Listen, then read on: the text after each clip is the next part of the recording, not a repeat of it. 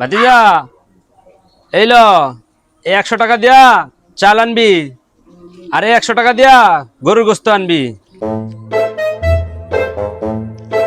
আচ্ছা ঠিক আছে।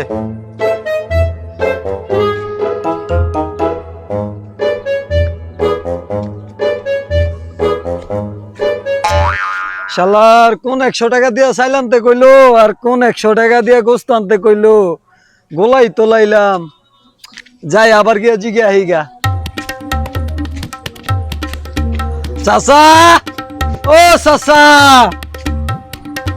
চাচা। কি হয়েছে ভাতিজা, ডাক্তারছস কে রে?